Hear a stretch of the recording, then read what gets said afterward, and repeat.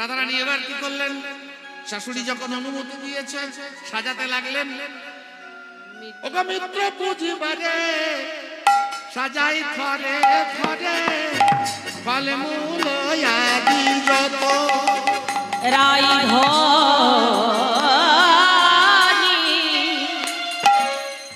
মিত্র পুজিবারে সাজাই ঘরে ঘরে ফলমূল আদি যত।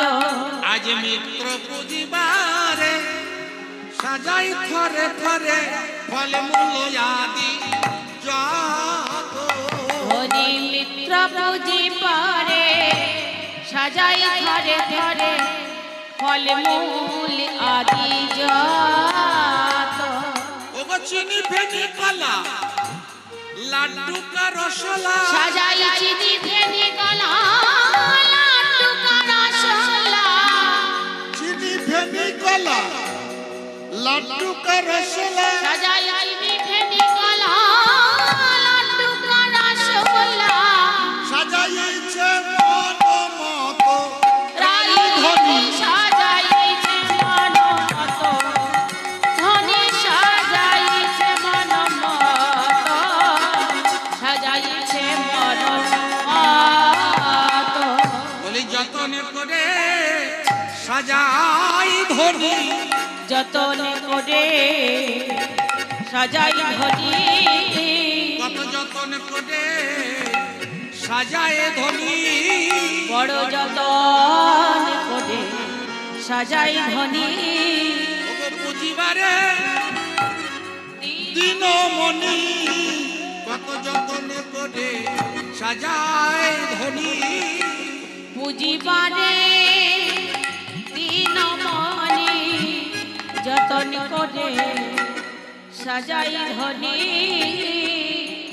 পুজিবারে দিনমণি কত যতন করে সাজাই ধনি পুজিবারে দিনমণি যতন করে সাজাইছে পুজিবারে দিনমণি যতন করে সাজাই ধনি। রাধারানী আমার যতন করে সূর্য পূজার জন্য সাজাতে লাগলেন। আঙুর আপেল আরো যত মূল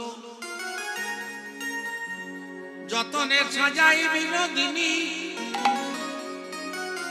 সাজাইয়ে লয়ে সখী গান সাথে ঘর হতে বাহির হলো বিনোদিনী। রাধারানী আমার পূজার জন্য যতন করে সাজিয়ে নিয়ে যাত্রা করেছে।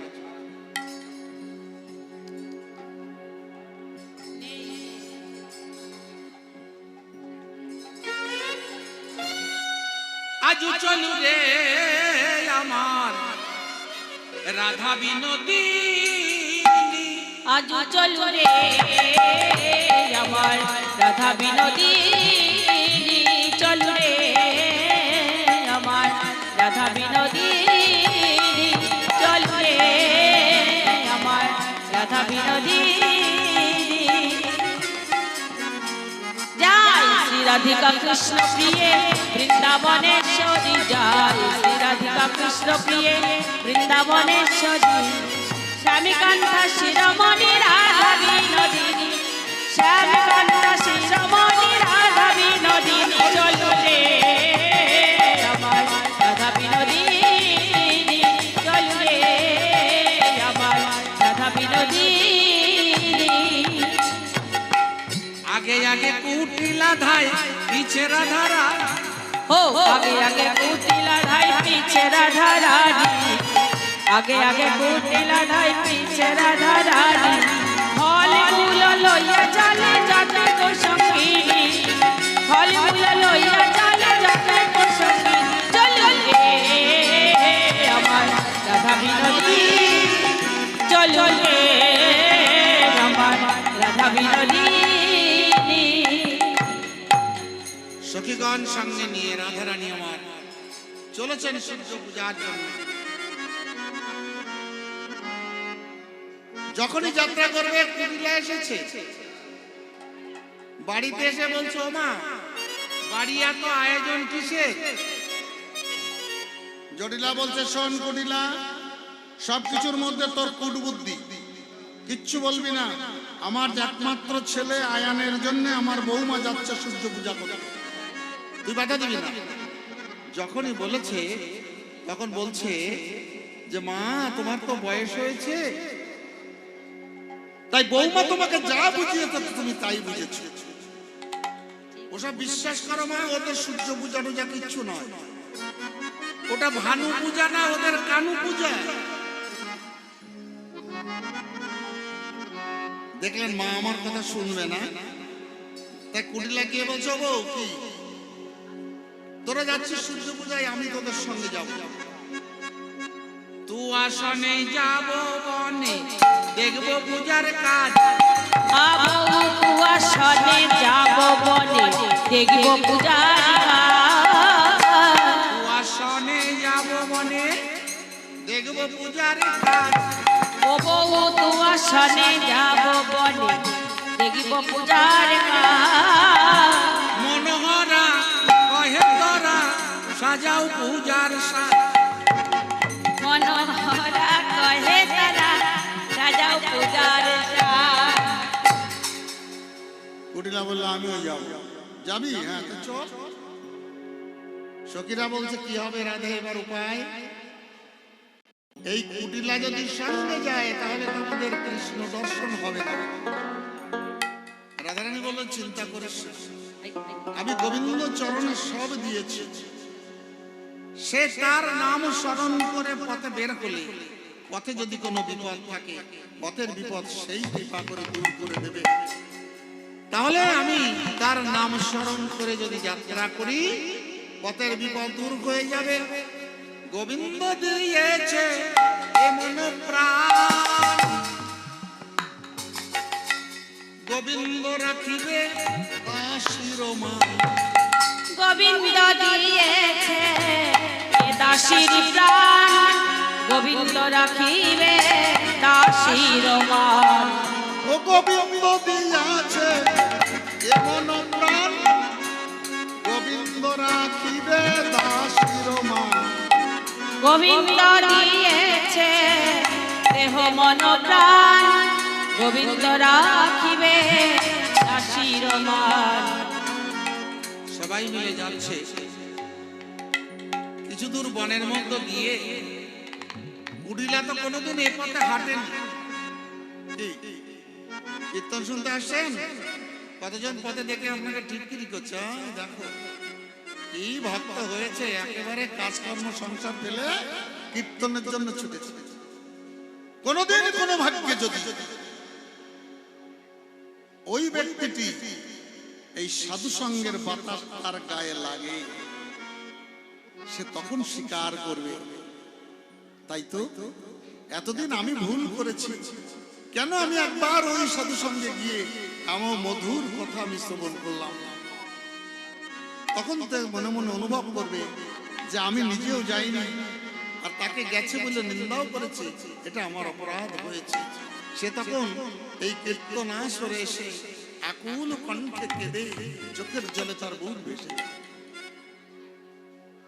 তা আজ রাধারানীর সঙ্গ ধরে কুটিলা চলেছে, এর আগে তো কোনোদিন রাধারানীর সঙ্গ ধরে বৃন্দাবনে বের হয়নি। যেতে যেতে বনের মধ্যে গিয়ে অপূর্ব বনশোভা দর্শন করেছে।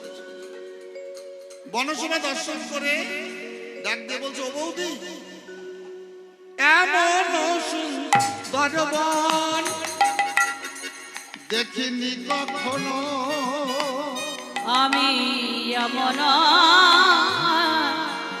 সুন্দর বন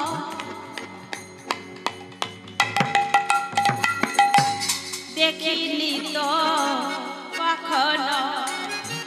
বলো এই বনে কোন দেবতার বাস? বৌদি গো, এই বনে কোন দেবতার বাস? বৌদি, এই বনে কোন দেবতা থাকে গো? এত সুন্দর বন। রাধারানী বলছে, এই বনে যিনি থাকেন তার নাম কি জানো? তার নাম বল দেবতা। তার কাজ কি জানো? আগে নিজের অঙ্গভঙ্গ ছিটিয়ে দেয়। ওই অঙ্গভঙ্গ যার নাসিকায় একবার লাগে, যার নাসিকায় একবার লাগে, সে সব ছেড়ে ওই চরণে দাসী হয়ে যায়। ওই চরণে দাসী হয়ে যায়। কি বললেন? অঙ্গভঙ্গ যার একবার নাসিকায় লাগে, সেই চরণে দাসী হয়ে যায়। কোন অঙ্গভঙ্গের কথা বললেন?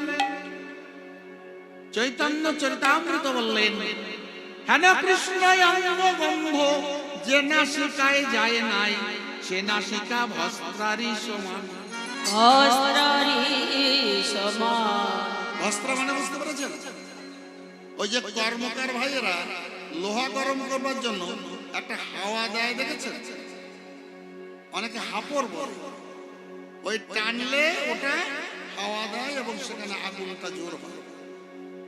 তা ওই যে হাওয়া নেয় আর ছাড়ে, ও তো ভালো মন্দ জ্ঞান নেই আছে না। বললেন এই নাসিকা পেয়ে যদি কৃষ্ণ অঙ্গ গন্ধ না যায়, তাহলে নাসিকা ওই ভস্ত্রার সঙ্গে তুলনা।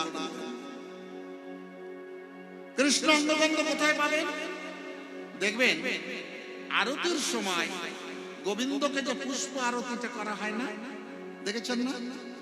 দেখেছেন তো? পুষ্প আরতি করে গোবিন্দকে, মায়েরা দেখেছেন না? পুষ্প আরতি করে ঠাকুরকে। ওই পুষ্প আরতির পরে ওই পুষ্প ছিটিয়ে দেয়। ওই পুষ্পটাকে ঘ্রাণ নিতে হয়।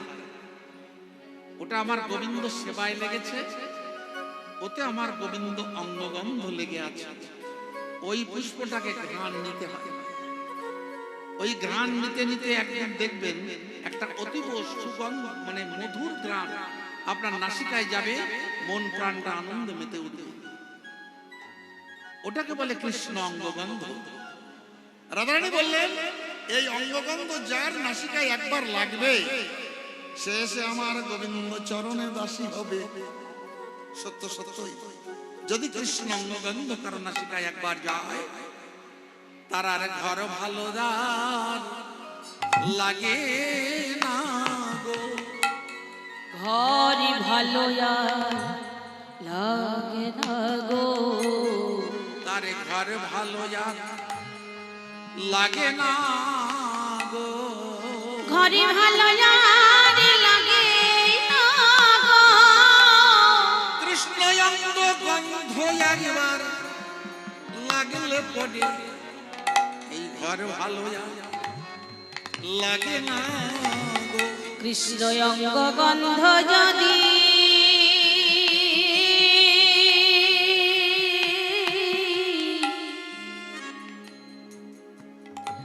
কৃষ্ণ অঙ্গ গন্ধ যদি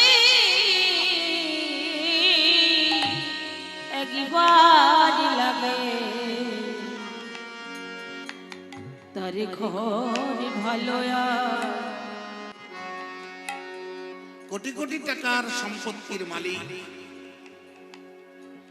সংসারে কোনো অভাব নেই, কত আনন্দ, স্ত্রী পুত্র করুণা আত্মীয় স্বজন, তার আর ভালো লাগে না। কারণ কৃষ্ণ অঙ্গগন্ধ নাকে লেগেছে, হৃদয়টা কৃষ্ণ পাদ পদ্মে বিকিয়ে গেছে।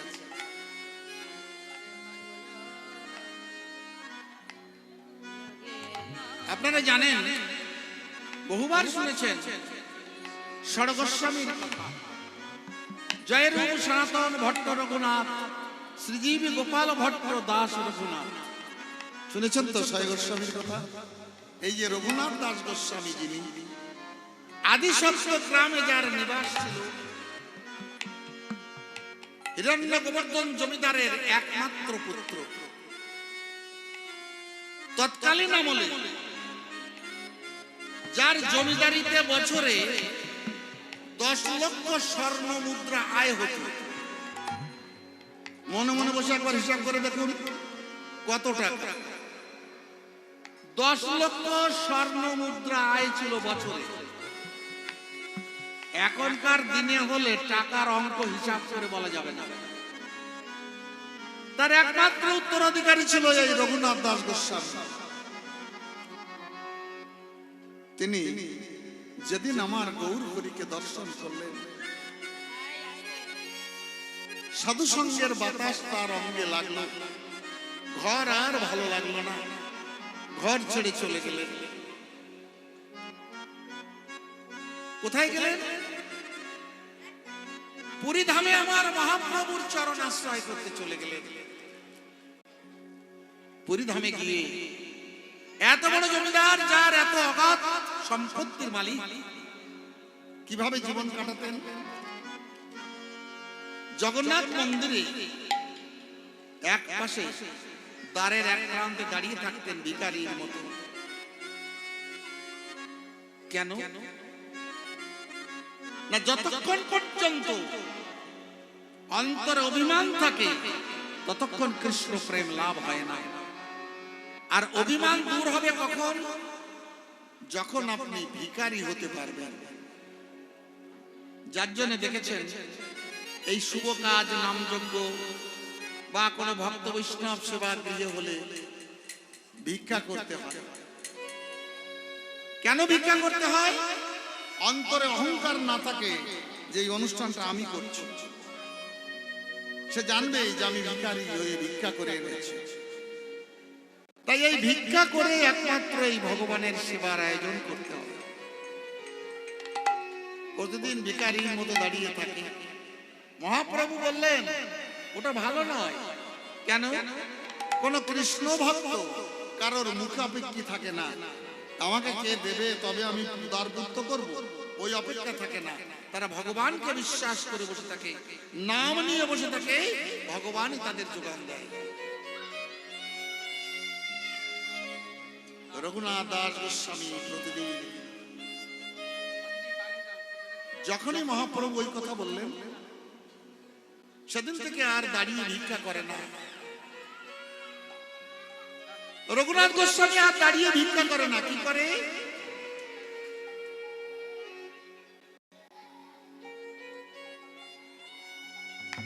হরি বল, হরি বল।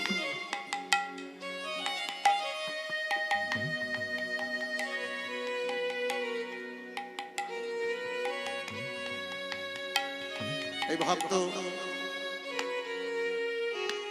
কীর্তনে 100 টাকা দিয়েছেন। জগন্নাথের কাছে প্রার্থনা করি, জগন্নাথ যেন তার প্রেম ভক্তিকে হৃদয় ভরিয়ে দেয়, তার অন্তরের বাসনা যেন পূর্ণ করে। ভক্তের মনোবাসনা পূর্ণার্থে হরি হরি হরি। রঘুনাথ দাস গোস্বামী আমার জগন্নাথ মন্দিরে যে সেবা হয়, যারা গেছেন তারা দেখেছেন জগন্নাথ মন্দিরে যে ভোগ হয়, ভোগের পর ওই মহাপ্রসাদ পাশেই অন্নক্ষেত্র আছে, আনন্দবাজার, সেখানে বিক্রি হয়। তা যেখানে বিক্রি হয় সেখানে তো কিছু ছড়িয়ে ছিটিয়ে যায়, বেচা কেনার পরে রাত্রি সবাই চলে যায়। ঝাড়ুদার এসে জল নিয়ে যেগুলো পড়ে থাকে ওইগুলো জল দিয়ে ঝাড়ু দিয়ে ধুয়ে একটা নালা দিয়ে একটা গর্তের মতো ফেলে দেয়। 2 দিন 4 দিন 5 দিন কতদিন পড়ে আছে।